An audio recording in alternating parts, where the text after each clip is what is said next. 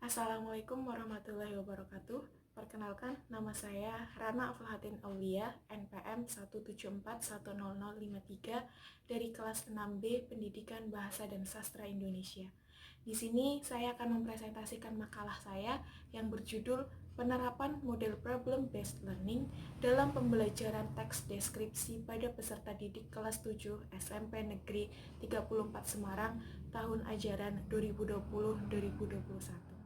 Model Problem Based Learning dalam pembelajaran teks deskripsi pada peserta didik kelas 7 SMP Negeri 34 Semarang tahun ajaran 2020-2021. Latar belakang, pembelajaran di kelas selama ini hanya menekankan ranah kognitif tanpa memperhatikan ranah afektif dan psikomotoriknya. Akibatnya, proses pembelajaran seperti ini, peserta didik kurang termotivasi untuk belajar. Akibat lainnya yaitu peserta didik kurang menyukai pelajaran bahasa Indonesia. Banyak peserta didik yang tidak memperhatikan dan asyik mengobrol dengan teman sebangkunya. Agar anak lebih termotivasi, diperlukan kegiatan interaktif. Agar upaya tersebut berhasil, maka harus dipilih model belajar yang sesuai dengan situasi dan kondisi peserta didik. Salah satu mode pembelajaran yang diperkirakan mampu mengembangkan kemampuan belajar mandiri adalah Problem Based Learning atau PBL. Model ini merangsang peserta didik untuk menganalisis masalah, memperkirakan jawaban-jawabannya, mencari data, menganalisis data, dan menyimpulkan jawaban terhadap masalah. Dengan kata lain, model ini pada dasarnya melatih kemampuan memecahkan masalah melalui langkah-langkah sistematis. Rumusan masalah dan tujuan. Rumusan masalahnya, bagaimana penerapan model problem-based learning dalam pembelajaran teks deskripsi pada peserta didik kelas 7 SMP Negeri 34 Semarang tahun ajaran 2020-2021. Tujuan, untuk mengetahui bagaimana penerapan model problem-based learning dalam pembelajaran teks deskripsi pada peserta didik kelas 7 SMP Negeri 34 Semarang tahun ajaran 2020-2021. Teks deskripsi. Deskripsi adalah satu teknik menulis menggunakan gambar dengan tujuan membuat pembaca seolah-olah berada di tempat kejadian, ikut merasakan, mengalami, melihat, dan mendengar mengenai suatu peristiwa atau adegan. Menulis deskripsi bisa membuat karakter yang digambarkan lebih hidup gambarannya di benak pembaca. Teks deskriptif yaitu teks yang menjelaskan gambaran seseorang atau benda. Kalimat deskripsi adalah kalimat yang dapat berisi gambaran sifat-sifat benda yang dideskripsikan.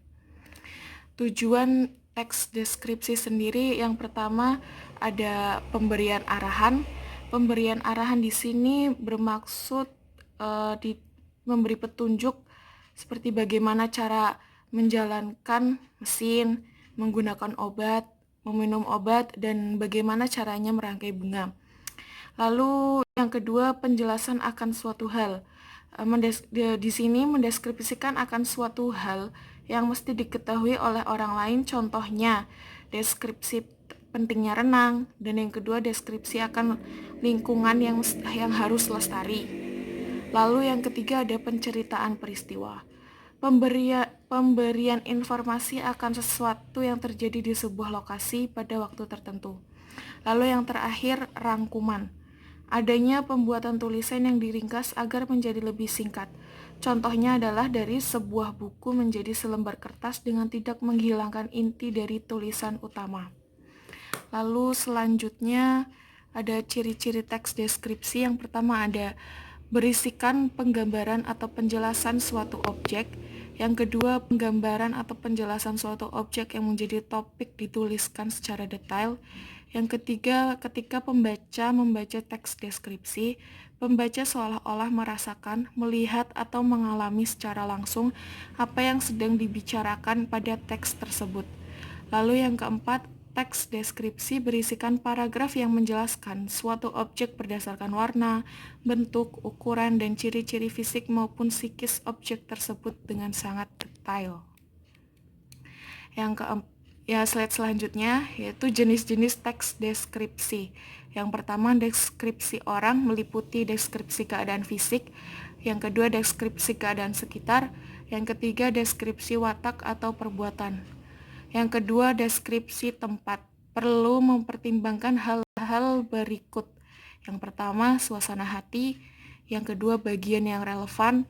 Yang ketiga, urutan penyajian.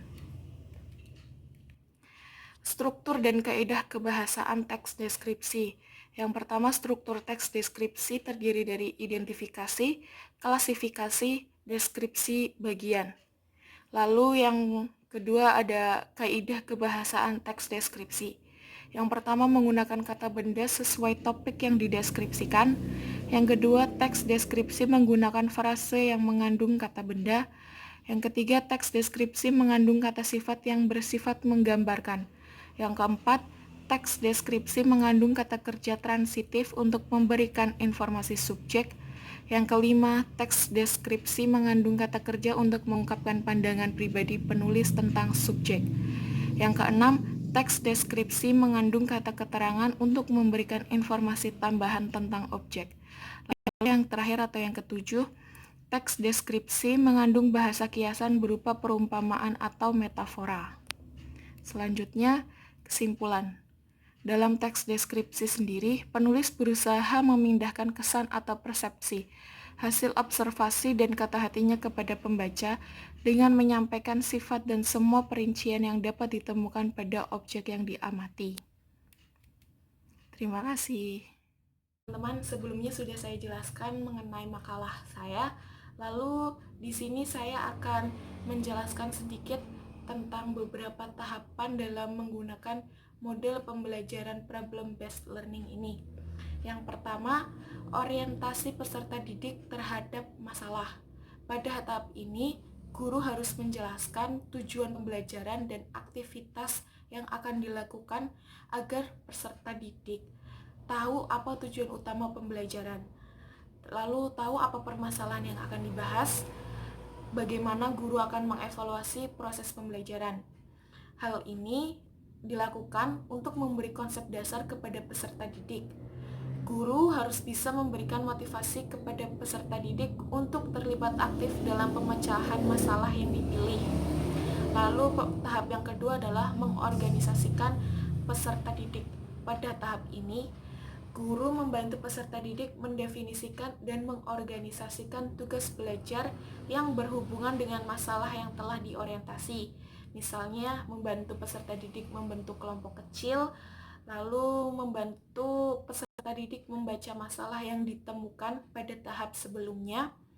Lalu yang terakhir, kemudian mencoba untuk membuat hipotesis atas masalah yang ditemukan tersebut. Lalu tahap yang ketiga, membimbing penyelidikan individu dan kelompok.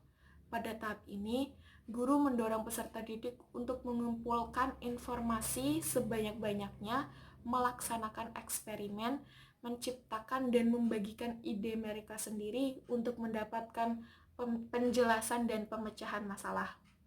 Lalu tahap yang keempat, mengembangkan dan menyajikan hasil karya. Pada tahap ini, guru membantu peserta didik dalam menganalisis data yang telah terkumpul pada tahap sebelumnya. Sesuaikah data dengan masalah yang dirumuskan?